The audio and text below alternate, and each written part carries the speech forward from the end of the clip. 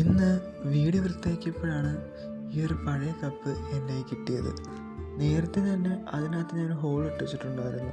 കാരണം അതിനകത്തൊരു ചെടി നടാനായിരുന്നു ഞാൻ ഉദ്ദേശിച്ചത്. പക്ഷേ അതവിടെ ഇരുന്നിരുന്ന് അങ്ങനെ പോയി.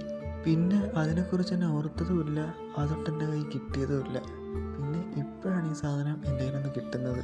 കിട്ടിയപ്പോൾ തന്നെ കഴുകി വൃത്തിയാക്കി ഉണക്കിയെടുത്തിട്ടുണ്ട്.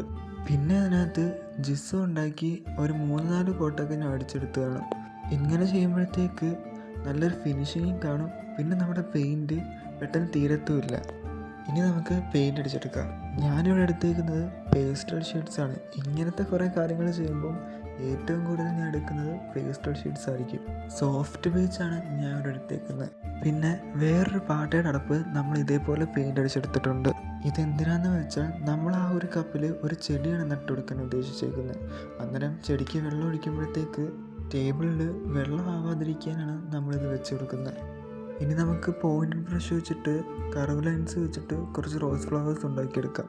ഉണ്ടാക്കിയല്ല, വരച്ചെടുക്കാം. അങ്ങനെ കുറച്ചധികം റോസ് ഫ്ലവേഴ്സ് നമ്മൾ ഉണ്ടാക്കിയെടുക്കുന്നുണ്ട്, അല്ല വരച്ചെടുക്കുന്നുണ്ട്. സംഭവം വളരെ ഈസിയാണ്, എന്നാൽ നല്ല യൂസ്ഫുള്ളുമാണ്. ഇനി പഴയ കപ്പൊന്നും കളയണ്ടല്ലോ, ഇങ്ങനെയൊക്കെ കുറേ ചെയ്ത് വെച്ചാൽ നല്ല ഭംഗിയായിരിക്കും. പിന്നെ നമ്മളൊരു ഗീവയുടെ കാര്യം പറഞ്ഞില്ലേ, അതിൻ്റെ ഡീറ്റെയിൽഡ് ഷോട്ട്സ് നമ്മൾ ചെയ്തിട്ടുണ്ട്. അതിൻ്റെ ലിങ്ക് ഞാൻ ടാഗ് ചെയ്ത് കൊടുത്തേക്കാം. താല്പര്യമുള്ളവർ ജസ്റ്റ് ഒന്ന് നോക്കുക. നമ്മുടെ ഗീവേ സ്റ്റാർട്ട് ചെയ്തത് ജൂലൈ 6-നാണ്.